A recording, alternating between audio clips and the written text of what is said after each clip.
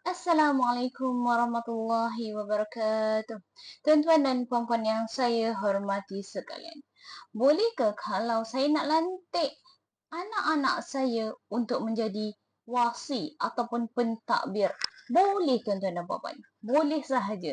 Sekiranya tuan-tuan dan puan-puan ingin melantik anak-anak tuan-tuan dan puan-puan untuk menjadi wasi ataupun orang yang menguruskan, tuan-tuan lebih percayakan kepada mereka, boleh. Tetapi saya punya pendapat, saya punya pandangan, buatlah secara bertulis. Tulislah wasiat kita, tulislah pesanan kita secara bertulis.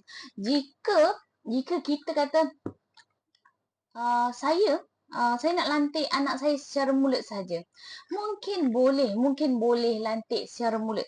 Tetapi mungkin juga apabila berlaku kematian, mana ada ayah tak ada lantik engkau pun, ayah lantik aku. Mana ada ayah tak lantik engkau, ayah lantik Kak Long. Mana ada ayah tak lantik engkau, ayah lantik acu. Contohnya sebegitu.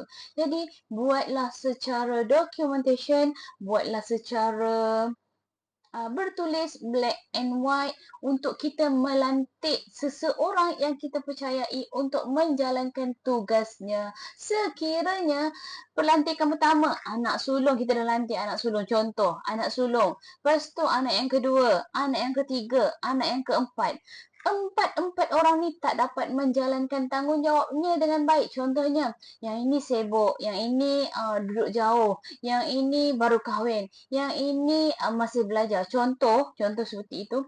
Jadi, Salihin Trustee Berhad ada sebagai backup kepada tuan-tuan dan puan-puan untuk menguruskan harta pusaka itu. Jadi, tidaklah ia menjadi harta terbeku. Jika kita tengok statistik sekarang ini, 90 bilion harta terbeku. 90 bilion itu bukannya sikit tuan-tuan dan puan-puan. Bukannya satu amount yang sikit. Ia besar dan kebanyakannya adalah untuk orang Islam. Orang Islam tak kaya ke? Kaya, tetapi kita kurang kesedaran untuk menguruskan harta pusaka kita. Jadi sekarang kita dah tahu untuk menguruskannya perlu ada seseorang yang kita lantik, wasi yang kita lantik. Jadi lantiklah sekarang. Nurul Syazwani sedia menanti panggilan telefon daripada tuan-tuan dan puan-puan untuk melantik wasi yang dipercayai oleh tuan-tuan dan puan-puan. Okey, wallahu alam. Assalamualaikum warahmatullahi wabarakatuh.